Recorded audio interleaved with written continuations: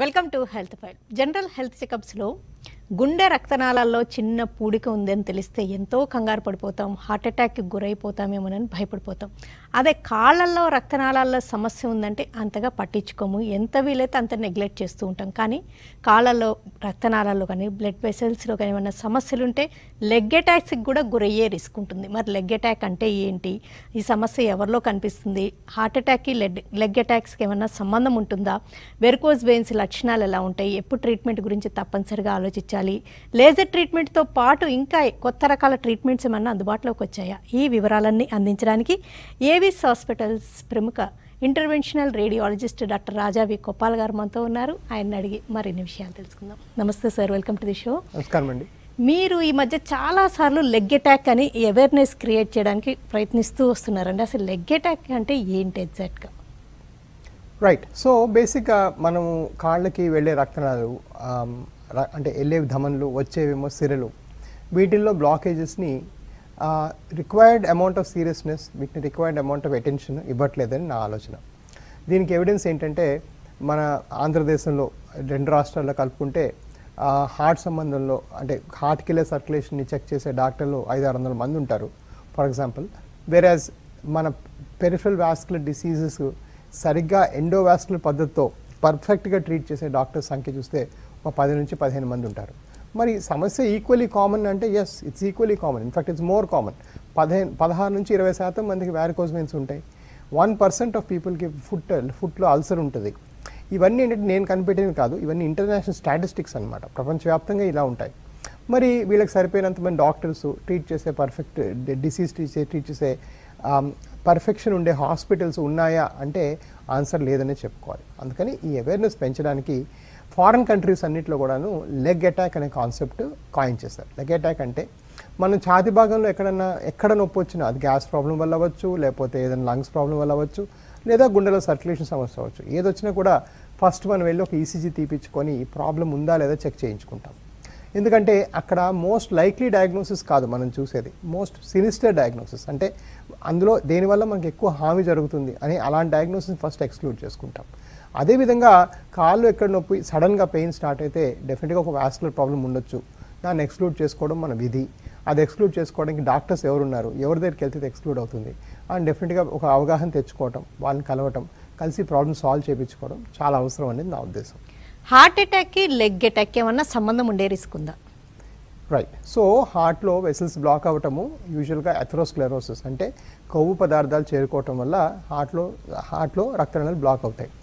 అదేవిధంగా అదే కొవ్వు పదార్థాలు అదే పర్సన్లో కాళ్ళకి వెళ్ళేదాన్ని కూడా బ్లాక్ చేయొచ్చు. సో మా లిటరేచర్లో కరోనరీ ఆర్టరీయల్ డిసీజ్ అంటే హార్ట్కి వెళ్ళే రక్తనాళాలు బ్లాక్ అవ్వడం అనేది it's a high risk factor for peripheral vascular disease. అంటే అలా ఉన్న వాళ్ళలో చాలా హై రిస్క్గా కాళ్ళకి వెళ్ళే రక్తనాళాలు కూడా బ్లాక్ అవుతాయి అని మా లిటరేచర్లో రాస్తుందన్నమాట. ఎందుకంటే అవి 3 మిల్లీమీటర్ వెసల్లు, ఇవి 3-6 మిల్లీమీటర్ వెసల్స్.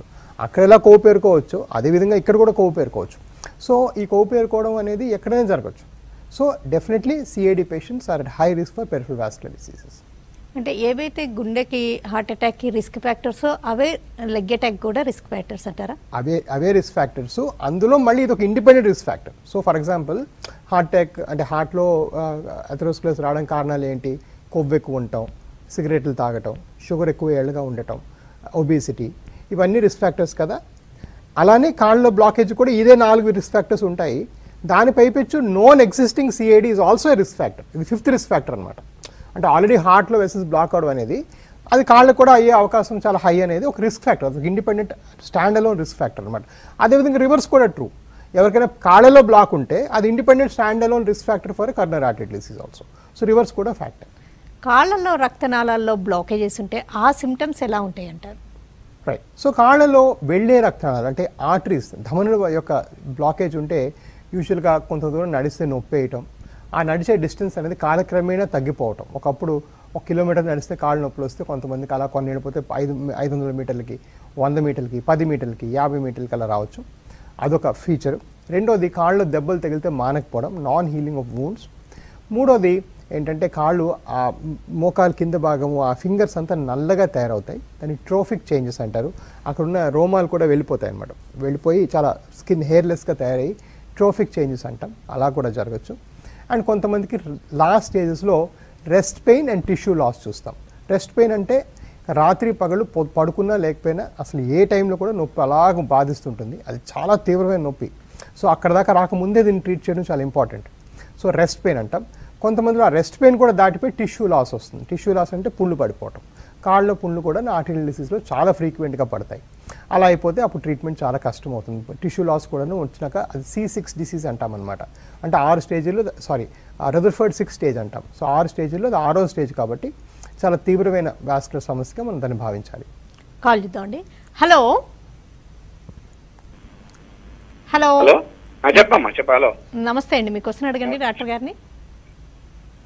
నమస్కారం సార్. అయ్యారు అయితే మాకు ఈ ఎడమ కాలు రెండు మధ్య నేల నుండి పైన మోకాలు నుండి పై వరకు బాగా లాగుతుందండి. ఈ 3 రోజుల నుండి సండే నుండి ఇప్పటి వరకు చాలా విపరీతమైన బాగుంది. సో అది వారికోస్ వెయిన్స్ వాస్కులర్ సమస్యలు అలా రావచ్చు, అలానే వేరే న్యూరోపతిక్ సమస్యల్లో కూడా అలా రావచ్చు. సో కరెక్ట్గా మీకు ఏ కారణంగా ఉందో మనం ఒకసారి చెక్ చేసి చూడాలండి. ఇలాంటి సివియర్ పెయిన్ ఉంటే మాత్రం నెగ్లెక్ట్ చేయకూడదు. సడన్ పెయిన్ ఉంటే అది ఎప్పుడు వదిలేయకూడదు. దాన్ని చెక్ చేసి అసలు ప్రాబ్లం ఏంటో ఐడెంటిఫై చేయాలి. మీరు ఆ కింద ఇచ్చిన నెంబర్కి కాల్ చేసి రండి. మా దగ్గర ఇనీషియల్ స్క్రీనింగ్ ఎగ్జామ్ ఏదైతే వారికోస్ వెయిన్స్ ఉన్నాయా లేదా, వీనస్ సమస్యలు సిరల్ సమస్యలు ఉన్నాయా లేదా అని చెక్ చేసే డాప్లర్ పరీక్ష మా దగ్గర ఫ్రీగానే చేస్తాం.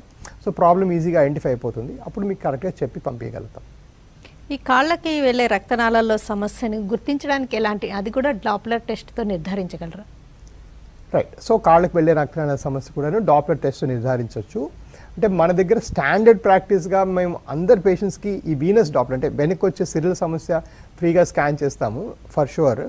ఈ వెళ్ళేవి డాప్లర్ ఆర్టీరియల్ డాప్లర్ కొంచెం టైం కన్స్యూమింగ్, సో అందరికీ అవసరం ఉంటే తప్ప మేము అది చేయమన్నమాట. బట్ ఎస్, అది డాప్లర్ ఎగ్జామ్లో కనుక్కోవచ్చు. లేదా ఇంకా క్లారిటీగా మనం స్టెంట్ ఎక్కడ వేయాలి, స్టెంట్ ఎలా వేయాలి, అలాంటి క్వశ్చన్స్ ఏమైనా మన మైండ్లో ఉంటే ఒకసారి యాంజియోగ్రామ్ కూడా, ఈ రోజుల్లో యాంజియోగ్రామ్కి మొత్తం గుచ్చకుండానే బయటే చేస్తారు, ఎంఆర్ యాంజియోగ్రామ్ అని ఉంటుంది. దానిలో కూడా ఇంకా క్లారిటీగా అసలు వెసల్స్ ఎక్కడెక్కడ బ్లాక్ ఉన్నాయని క్లియర్గా తెలిసిపోతే ఆ బ్లాక్ మనం క్లియర్ చేస్తే తగ్గిపోతాయి. ఏవిస్ హాస్పిటల్లో అంటే thousands of varicose veins treatments అందిస్తున్నారు. మరి ఈ రక్తనాళాలకు సంబంధించిన సమస్యకు కూడా ట్రీట్మెంట్ ఉందా? రైట్. సో వారికోస్ వెయిన్స్ కూడా ఒక ఫార్మ్ ఆఫ్ రక్తనాళాలే. బట్ ఎస్, మా దగ్గర వాస్కులర్ సమస్యలు అన్నిటికీ ట్రీట్మెంట్ ఉందన్నమాట. సో ఒక్క వారికోస్ వెయిన్స్ అనుకోకూడదు. Varicose veins most common problem కాబట్టి ఈజీగా చూడగలుగుతాం, చూస్తే కనిపిస్తుంది, ఈజీగా ఐడెంటిఫై అవుతారు. చాలామంది వాళ్ళ కాళ్ళలో ఉంటాయి కాబట్టి మేము అలా ప్రజెంట్ చేస్తాము. బట్ ఆల్ వాస్కులర్ సమస్యలు అన్నిటికీ కూడాను మా దగ్గర ట్రీట్మెంట్ ఫెసిలిటీ ఉంది. So where India's only stand alone vascular surgery hospital. So vascular surgeries అన్నీ కూడా చేసే ఒకే హాస్పిటల్ ఇదనమాట. సో మా దగ్గర హయ్యెస్ట్ నెంబర్ జరుగుతాయి, 400కు మించి వాస్కులర్ సమస్యలకి vascular patients per month treat చేస్తాం. మాకు 12 బ్రాంచీలు ఉన్నాయి. సో అన్ని రకాల సమస్యలు కూడా ఆబ్వియస్లీ ట్రీట్ చేస్తాం. అంటే కాళ్ళకు వెళ్ళే రక్తనాళాల సమస్యలు లెగ్ అటాక్కి దారితీస్తుంది అంటే మీరు ట్రీట్మెంట్ అంటే వాటికి స్టెంటింగ్తోనే చేస్తారు? రైట్. సో స్టెంటింగ్ కొన్నిసార్లు సో మెజారిటీగా కాళ్ళకి వెళ్ళే రక్తనాళాల బ్లాక్ అయితే దాని లోపల స్టెంట్ వేయాల్సిన అవసరం వస్తుంది. కొన్నిసార్లు ఏంటంటే ఒక వెసల్ ఒక 2 దగ్గర ఇలా విభజించుకునే దగ్గర కూడా ఇన్వాల్వ్ అయ్యి అలా ఉంటే ఆ బ్లాకేజ్ మరి అధికంగా ఉంటే దానికి బైపాస్ కూడా చేయాల్సి వస్తుంది. బైపాసెస్ కూడా మా దగ్గర చాలా జరుగుతాయి. నేను చేయను, నా వాస్కులర్ కొలీగ్స్ చేస్తారు. ఇది కాకుండా కొన్నిసార్లు ఈ కరోనా టైంలో వేరే కారణాల వల్ల కూడాను చిన్న క్లాట్ ముద్దల్లా కూడా ఆర్టరీస్లో బ్లాక్ అయిపోతాయి. సో దానికి స్టెంట్ అవసరం లేదు, దాని లోపల లిక్విడ్ లాగా ఎక్కించి ఆ క్లాట్ని తీసేస్తాం, సిరింజ్తో తీసేస్తాం అనమాట. సో దాన్ని థ్రాంబోలైసిస్ థ్రాంబెక్టమీ అంటాం. సో కరోనా అప్పుడు చాలా వచ్చేవన్నమాట ఆ కేసెస్. ఎందుకంటే కరోనాలో మీకు ఓవరాల్గా బాడీలో అధికంగా క్లాట్స్ వచ్చే అవకాశం ఉంటుంది కాబట్టి ఇలా రక్తనాళాలు దాని మట్టిగా ఆటోమేటిక్గా క్లాట్ అయిపోయేవి కాబట్టి అవి కూడా చాలా కేసెస్ చేస్తాం. సో రకరకాల ఆర్టీరియల్ ప్రాసెస్ ఉంటాయి. ఎస్, మీరు చెప్పినట్టుగా మోస్ట్ కామన్ స్టెంట్ చేస్తాం. కొన్నిసార్లు ఓన్లీ బెలూన్తో చేస్తాం, స్టెంట్ కూడా వేయాల్సిన అవసరం లేదు. కొంతమందికి ఏమో నాకు చెప్పిన క్లాట్ తీస్తాం, కొంతమందికి బైపాసెస్ కూడా చేస్తాం. ఒక కాల్ చూద్దామండి. హలో. నమస్తే మేడం. నమస్తే అండి, చెప్పండి. డాక్టర్ గారితో మాట్లాడుతున్నా మేడం. వింటున్నారండి, మీకు క్వశ్చన్ అడగండి. మేడం, మా అమ్మ కాళ్ళు 2 బాగా వాపుకుంటాయి మేడం, పై నుంచి థైస్ కాడి నుంచి. అది దానికి సొల్యూషన్ ఏముందా అని కనుక్కున్నాను మేడం. కాస్ట్ ఎంత అయితే కనుక్కున్నాను మేడం. అలాగే. సో బేసిక్గా ఈ వాపు ఎందుకు వచ్చింది అది మనకు తెలియడం ముఖ్యం. ఈ వాపు అసలు ఎందువల్ల వచ్చింది, అది ఏం చేస్తే తగ్గుతుందని తెలియడం చాలా ముఖ్యం. ఫర్ ఎగ్జాంపుల్ ఏదో కిడ్నీ సమస్యలు, హార్ట్ సమస్యల వల్ల అనుకోండి, అది సింపుల్ మందుల ద్వారా బాగైపోతుంది, దాని కాస్ట్ ఏం పడదు, జస్ట్ మందులు ఇచ్చి పంపించడం జరుగుతుంది. లేదు అది బోధకాళ్ళు, లేదంటే బాగా ఒబీస్గా లావుగా ఉండే వాళ్ళలో చాలా అధికంగా బోధకాలు చూస్తాం, అంటే కాళ్ళలో వాపు వస్తుంది. అలా ఉంటే దానికి కొన్ని కట్లు కట్టి మిషన్ పెడితే తగ్గిపోతుంది, దానికి ఏం ఆపరేషన్ అక్కర్లేదు. మరికొంతమందికి నేను ఇందాక చెప్పినట్టుగా వ్యారికోస్ వెయిన్స్, అంటే కాళ్ళలో రక్త సరఫరా సర్క్యులేటరీ డిఫెక్ట్ ఉండాలి. సర్క్యులేటరీ డిఫెక్ట్ ఉంటే ఆ డిఫెక్ట్ బాగు చేస్తే తప్ప ఈ వాపు తగ్గదు. సో ఎస్, వాపు అనేది బయటికి కనిపించే అవతారం. ఈ అవతారం వెనుకుండే ఏ రూపం అనేది మనం తెలియటానికి ఆ టెస్ట్లు, ఆ కరెక్ట్ ఆ టైప్ ఆఫ్ సైంటిఫిక్ సిస్టమ్ ఉంటే అది తెలుస్తుంది. కాకపోతే ఒకటి, మా దగ్గర ఇలా వాపు ఉండే వాళ్ళే నెలకు ఒక 500-600 మంది ఈ వయసు వాళ్ళు అలా వస్తారు. సో ఆబ్వియస్లీ మాకు దీనిలో డీప్ ఎక్స్పర్టైజ్ ఉంది, ఎందుకంటే ఇదే ఫీల్డ్లో ఉన్నాం కాబట్టి. వాస్కులర్ సమస్యలు ఇవే ట్రీట్ చేస్తున్నాం, లింఫెడిమా, బోధకాలు, వీటికి ట్రీట్మెంట్ ఇవ్వడమే మా స్పెషాలిటీ. కాబట్టి డెఫినెట్గా దీన్ని తగ్గించే అవకాశం ఎక్కువ. ఈ కింది చిన్నప్పుడు కాల్ చేసి రండి. నేను అలా కాకుండా 2 వారాలకు ఒకసారి విజయవాడ, వైజాగ్ కూడా వెళ్తుంటాను. వచ్చే ఆదివారం వైజాగ్, ఆ తర్వాత శనివారం విజయవాడలో ఉంటాను. సో మీరు ఎక్కడైనా మీరు నాకు సంప్రదించవచ్చు. అలానే మా బ్రాంచ్లు రాజమండ్రి, తిరుపతి, వేరే ప్రదేశాలు కూడా ఉన్నాయి. మీరు ఎక్కడైనా కాల్ చేసి వచ్చి కలవచ్చు. షార్ట్ బ్రేక్ తీసుకుందామండి. బ్రేక్ తర్వాత అంటే ఇప్పుడు దాకా మనం కాళ్ళలో రక్తనాళాల సమస్యల గురించి డిస్కస్ చేసాం. వెయిన్స్కి సంబంధించి, సిరల్కి సంబంధించిన సమస్యలు ఎలా ఉన్నాయి, వెరికోజ్ వెయిన్స్కి లేటెస్ట్ ట్రీట్మెంట్స్ ఏంటి డిస్కస్ చేద్దాం. Welcome back to health file. Avis hospitals senior interventional radiologist doctor Raja V Koppala గారితో వెరికోజ్ వెయిన్స్ ట్రీట్మెంట్స్లో వచ్చిన ఆధునికతలు వివరాలు తెలుసుకుంటున్నాం. వెరికోజ్ వెయిన్స్ సమస్య లక్షణాలు అంటే మీరు చెప్పినట్టుగా అందరిలో అలా కనిపించచ్చా, ఎలా ఉంటాయి, ఎలా పొరబడే అవకాశం ఉందంటారు? రైట్. సో కొంతమందికి ఏంటంటే మనం టీవీ షోలో చూపించినట్టుగా చాలా ఆబ్వియస్గా బయటికి వెయిన్స్ కనిపించి క్లియర్గా కనిపించవచ్చు. కానీ చాలా మందిలో అలా కనబడకుండా కూడాను ఆ లోపల నొప్పి, బాధ, కాలు ఆటోమేటిక్గా నల్లబడటం, కాలు వాచటం, కూర్చుంటే లేచి నిలబడితే చాలాసేపు నడవలేకపోవడం, కాలు ఈడుస్తూ నడవటం, పొద్దున్నుంచి సాయంకాలం పని చేసుకున్నాక సాయంకాలం పడుకునే ముందు బాగా నొప్పి లేయటం, ఇవన్నీ కూడాను వారికోస్ వెయిన్స్ లక్షణాలు. చాలామందికి స్పాంటేనియస్గా బ్లీడ్ అవుతాయి, అంటే దాని మీద రప్చర్ అయిపోయి బర్స్ట్ అయ్యి రక్తం ఎక్కువ కారటం. కొంతమందికి దెబ్బలు తగిలితే మానవం చెప్తుంటారు. కొన్ని నెలల తరబడి చిన్న సైలెన్సర్, కిక్ రాడో ఇలాంటి చిన్న ఇన్సిడెంట్ జరిగితే అది కొన్ని నెలల తరబడి మానకుండా బాగా బాధించడం, ఇట్లాంటి సర్కమ్స్టాన్సెస్ కూడా మనం చూసాం. బట్ ఇవన్నీ కూడా ఏంటంటే ఇది ఒక పర్సన్కి అన్ని ఇలా స్టేజుల ప్రకారం అన్నీ ఉండాలని రూల్ లేదు. సో నేనేం చెప్తా అంటే కాల్లో ఎటువంటి డిస్కంఫర్ట్ ఉన్నా, కాల్లో ఎటువంటి అన్ఎక్స్ప్లెయిన్ సిమ్టమ్స్ ఉన్నా, కాల్లో ఈ వెయిన్స్ కనబడుతున్నా, బాగా రెడ్గా బ్లాక్గా కలర్ మారినట్టున్నా, మీరు తక్షణమే ఒక వాస్కులర్ కన్సల్టేషన్ తీసుకోవాలి. అలా తీసుకున్నప్పుడు ఏమవుతుందంటే ప్రాబ్లం ఉందా లేదా ఐడెంటిఫై చేయాలి. అది చేయడానికి ఫర్ ఎగ్జాంపుల్ మా దగ్గర ఈ ఫ్రీ స్కాన్ ఎందుకు వ్యవస్థ పెట్టామంటే ప్రతి వాళ్ళకి ఇలా స్కాన్ చేస్తేనే తెలుస్తుంది, ఇంకెలా తెలుస్తుంది. కాబట్టి నిల్చునే పొజిషన్లో ఈ నిలబడి స్కానింగ్ చేసుకుంటే క్లియర్గా ప్రాబ్లం ఉందా లేదా తెలిసిపోతుంది. బట్ ఇది అర్లీగా ఐడెంటిఫై చేయడం, అర్లీగా పికప్ చేయడం, అర్లీగా సాల్వ్ చేయడం అనేది చాలా అవసరం. అలా చేసుకుంటేనే ఈ లాంగ్ టర్మ్ కాంప్లికేషన్స్ని మనం ప్రివెంట్ చేసిన వాళ్ళం అవుతాం. సురేష్ గారు కాల్. సురేష్ గారు హలో. మేడం. సురేష్ గారు నమస్తే, చెప్పండి. మేడం, నాకు కాలు సర్క్యులేషన్, బ్లడ్ సర్క్యులేషన్ వచ్చేసి కిందికి వచ్చేసరికి బ్లాక్ అవుతుంది. అలాగే ఆల్రెడీ అంటే కాలు మణికట్టుకు వచ్చేసరికి ఆల్రెడీ మొత్తం బ్లడ్ సర్క్యులేషన్ అక్కడికి బ్లాక్ అయిపోయింది. అలాగే కిందికి వచ్చేసరికి ఆల్రెడీ మళ్ళీ పైకి మూవ్ కావాలంటే మూవ్ అవుతలేదు. బ్లడ్ సర్క్యులేషన్ మూవ్ కాకుండా అక్కడ పాదం మీద పుండ్లు అవుతున్నాయి. సో మీరు చెప్పినట్టుగా మీరు చెప్పినవన్నీ 100% పాళ్ళు వారికోస్ వెయిన్స్ లక్షణాలు. సో కాళ్ళ నుంచి రక్తం ధమనుల ద్వారా వస్తుంది, ఈ సిరల ద్వారా పైకి వెళ్ళాలి. ఈ పైకి వెళ్ళే మార్గంలో మీకు కొన్ని వాల్వులు ఉంటాయి, ఆ వాల్వులు ఫెయిల్ అయిపోయినాయి. ఆ వాల్వులు ఫెయిల్ అయిపోవడం వల్ల బ్లడ్ అంతా ఒక దగ్గర అక్యూములేట్ అయిపోయి కాళ్ళు ఉండిపోయింది. కాళ్ళు అట్లా బ్లడ్ ఉండిపోవడం వల్ల లోపల ప్రెషర్ పెరిగి ఆటోమేటిక్గా పుండ్లు అయిపోవడము, చిన్న దెబ్బ తగిలితే మానకపోవడము, చిన్న దెబ్బ తగిలితే ఇట్లా ధారాళంగా రక్తం కారడము, ఇట్లాంటి కాంప్లికేషన్స్కి దారితీస్తుంది. సో మీకు డెఫినెట్గా వారికోస్ వెయిన్స్ ఉన్నాయి, ఇది కంప్లీట్గా నయం చేయొచ్చు. మీకు ఆ వారికోస్ వెయిన్స్ ఏవైతే వాల్వులు ఫెయిల్ అయిపోయి కొన్ని రక్తాలు ఉన్నాయో దానికి లేజర్ ఆపరేషన్ చేస్తే ఇవి పూర్తిగా తగ్గిపోయి మళ్ళీ రక్తం నార్మల్గా ఫ్లో అవడం స్టార్ట్ అవుతుంది. సో మీరు కింద ఇచ్చిన నెంబర్కి కాల్ చేసి రండి, పూర్తిగా తగ్గించి పంపించవచ్చు. వీరన్న గారు కాల్. వీరన్న గారు మేడం నమస్తే, చెప్పండి. మేడం అది సెల్యూన్ షాప్ మేడం, ఖమ్మం. అట్లానే అయితే మేడం అది కాళ్ళవాపులు ఈ నరాలు బాగా ఉప్పినాయి మేడం, బ్యాక్ సైడ్. నాకు 35 ఏజ్ ఉంటుంది మేడం. అయితే అది మరి వర్క్ చేయడం వల్ల వచ్చిందా లేకపోతే ఎలా వచ్చింది అర్థం కావట్లేదు సార్. 24 ఎక్కువగా సేపు నిలబడి ఉంటుంది సార్. ఇది వర్క్ చేయడం వల్ల వచ్చిన వ్యాధి కాదండి. చాలా మంది అనుకుంటారు నిల్చొని చేయడం వల్ల వారికోస్ వెయిన్స్ వచ్చాయని. అది యాక్చువల్గా అపోహ. వెరికోస్ వెయిన్స్ అనేది అత్యధికంగా జెనెటిక్స్ వల్ల వస్తుంది.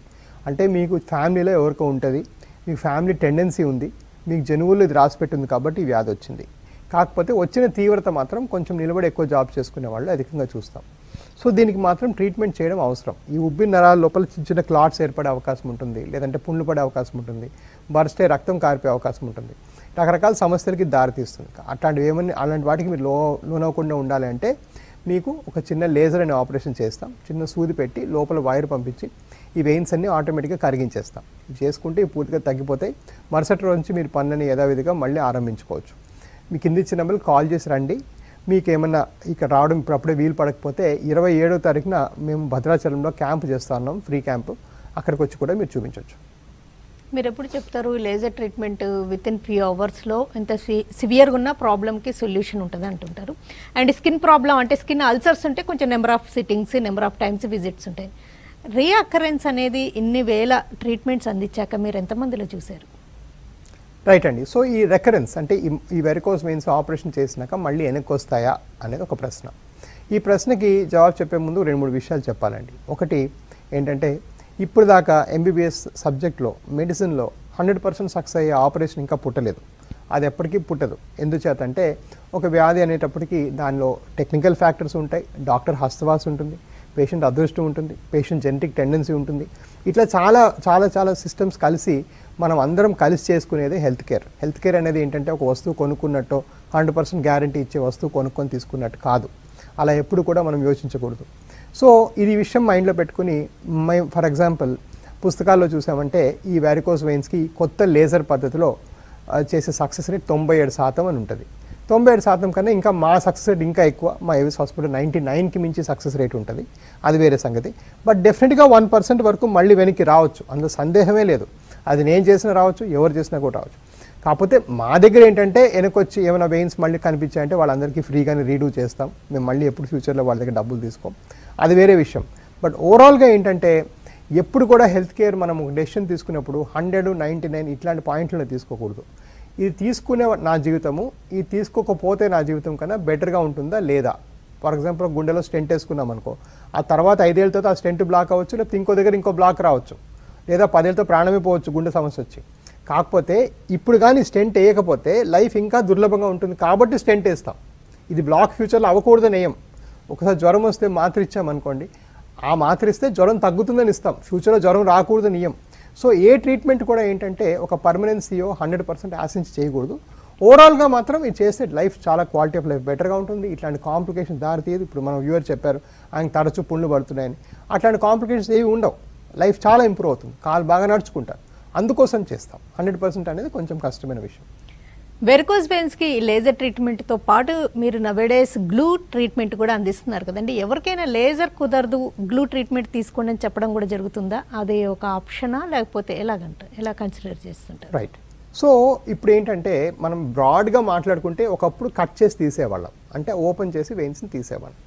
ఇప్పుడు కొత్తగా అయ్యే ప్రొసీజర్స్ అన్నీ కూడా ఎండోవాస్కులర్, అంటే రక్తనాళం లోపల నుంచి చేసే ప్రొసీజర్. ఎక్కడ కట్ చేయాల్సిన అవసరం లేకుండా ఆ రక్తనాళం లోపలికి వెళ్ళి చేసుకునే ప్రొసీజర్. ఇందాక మనం స్టెంట్ గురించి మాట్లాడాం, ఇప్పుడు మనం లేజర్ గురించి మాట్లాడుతున్నాం. స్టెంట్ ఆర్టరీస్కి చేస్తాం, లేజర్ వెయిన్స్కి చేస్తాం. సో ఈ వెయిన్స్కి ఏమో మనం లోపలికి చిన్న పుల్ల పెట్టి లోపలికి వైర్ పంపించి దాన్ని మెల్లగా కరగబెడితే దాన్ని లేజర్ అంటాం. అదేవిధంగా ఒక పుల్ల పెట్టి లోపల ఒక చిన్న జిగురు లాంటిది విడిచిపెడితే దాన్ని గ్లూ అంటాం. ఈ గ్లూ చేసుకుంటే లేజర్ అయ్యేంత నొప్పి కూడా ఉండదు. లేజర్లో కూడా చాలా తక్కువ నొప్పి. లేజర్ కూడా 15 మినిట్ ప్రొసీజర్, అయినా 3-4 అవర్స్కి వెళ్ళిపోవచ్చు. ఈ గ్లూ అంటే ఇంకా ఫాస్ట్గా వెళ్ళిపోవచ్చు, ఎక్కడ కట్ చేయడం కుట్లేయడం ఉండదు. అండ్ గ్లూలో రికవరీ కూడా చాలా ఫాస్ట్గా ఉంటుంది. కానీ డెఫినెట్గా గ్లూ అనేది ఆ సింగిల్ టైం ఒకటే యూజ్ చేస్తాం కాబట్టి దానికి కొంత కాస్ట్ దాంతో అసోసియేటెడ్గా ఉంటుంది. మరి గ్లూ ఎవరిలో లేజర్ ఎవరిలో అంటే కొంతవరకు వాళ్ళ ప్రిఫరెన్స్ అండి, వాళ్ళ పేయింగ్ కెపాసిటీ, ఇన్సూరెన్స్ ఉన్న పేషెంట్స్ వాళ్ళందరూ ఎక్కువగా గ్లూ ప్రిఫర్ చేస్తారు. ఓవరాల్గా గ్లూ డెఫినెట్గా least painful procedure in the entire spectrum, no doubt. And కొన్నిసార్లు కొంచెం ఓల్డర్ లేడీస్, కాస్త థై ఏరియాలో కాస్త లావుగా ఉండేవాళ్ళు, అలాంటి వాళ్ళలో కొంతవరకు గ్లూ చేసుకుంటే బెటర్. ఎందుకంటే కాళ్ళు తర్వాత వాచినట్టు లేకపోతే తొడలు తగినట్టు అట్లా ఉండవు కాబట్టి కొంతమంది లేడీస్లో, ఎల్డర్ పర్సన్స్లో గ్లూ కొంత బెటర్ అనేది కొంతవరకు ఎవిడెన్స్ ఉంది. అలా నేను ప్రిఫరెన్స్ ఇచ్చి ఎవరికి పుష్ చేయను, ఎందుకంటే దానిలో కాస్ట్ తేడా వ్యత్యాసం కూడా ఉంటుంది. ఆ డిఫరెన్సెస్ అన్నీ ఎక్స్ప్లెయిన్ చేసి వాళ్ళ మట్టుకు వాళ్ళు డిసైడ్ చేసుకోవడానికి హెల్ప్ చేస్తామని, తోడ్పడతామంతే. బట్ అగైన్ గ్లూ కూడా మేము ఇండియాలో హైయెస్ట్ నెంబర్ ఆఫ్ గ్లూ చేస్తున్నాం పేషెంట్స్, ఎందుకంటే మా ఓవరాల్ నంబరే చాలా ఎక్కువ కాబట్టి 450 మించి ఆపరేషన్ చేస్తాం నెలకి. వెరికోస్ వెయిన్స్కి అంటే ఈ లేజర్ థెరపీ అయినా లేకపోతే గ్లూ ట్రీట్మెంట్ అయినా ఈ రెండు లోకల్ ఎనస్థీషియాలోనే చేస్తారు? రైట్, అన్నీ కూడా కంప్లీట్గా లోకల్ ఎనస్థీషియా చేస్తామండి. కాకపోతే ఈ పేషెంట్స్ అందరికీ మ్యాక్ అనే కాన్సెప్ట్లో తీసుకెళ్తాం. లేజర్ అండ్ లేజర్ వాళ్ళకి ఏంటంటే వాళ్ళకి ఐవీ పెట్టుకొని అవసరం ఉంటే కొంచెం ఎనస్థీసియా ఇవ్వడానికి ప్రిపేర్డ్గా డాక్టర్ గారు ఉంటారు, ఎనస్థీసియా డాక్టర్ కూడా పక్కన ఉంటారు. దాన్ని మానిటర్డ్ ఎనస్థీసియా కేర్ అంటాం. కానీ చాలామందికి అది అవసరం లేకుండా జస్ట్ లోకల్ ఎనస్థీసియా చేసేస్తాం. గ్లూ అనుకోండి, అది కూడా అవసరం లేకుండా ఓన్లీ లోకల్ ఎనస్థీసియా చేస్తాం. ఎందుకంటే ఎక్కడ కట్ చేయడము, కుట్లేయడము, మత్తు తీయడం ఏముండదు. ఇంజెక్షన్స్ కూడా ఒక ఇంజెక్షన్తో అయిపోతుంది గ్లూ, సో ఒక చిన్న నీడిల్తో అయిపోతుంది. సో మీకు పెద్దగా దాని తేడా కూడా తెలియదు కాబట్టి లోకల్ ఎనస్థీసియా చేస్తాం. అంటే ఇంత కంఫర్టబుల్గా ఉన్నప్పుడు అందరూ గ్లూ ట్రీట్మెంటే ప్రిఫర్ చేస్తారు కదా, అంత కాస్ట్ వేరియన్స్ ఉంటుందంటారా? రైట్, సో కొంతవరకు ఏంటంటే అదృష్టవశాత్ అనుకోండి, దురదృష్టవశాత్ అనుకోండి, గవర్నమెంట్ ఇట్లాంటి కెమికల్స్, ఇట్లాంటి లైఫ్ సేవింగ్ డ్రగ్స్ వేటి కూడా GST exemptions, customs duty exemptions అవేమి ఇవ్వట్లేదు ఇప్పుడు కరెంట్లీ. సో నేను వాడే గ్లూ, నేను ఒకటి ఏంటంటే నా లైఫ్లో రూల్ ఏంటంటే కాస్ట్ ఎక్కువన్నా తక్కువన్నా అమెరికాలో మీకు ఏ ట్రీట్మెంట్ పొందుతారో ఎగ్జాక్ట్లీ అదే నేను తెచ్చిస్తాను. నేను ఆ కాస్ట్ రీజన్స్ కోసం ఇక్కడ కార్నర్స్ కట్ చేయడం, అక్కడ కార్నర్స్ కట్ చేయడం, నా క్వాలిటీ మీద చాలా ఫోకస్ చాలా ఎక్కువ.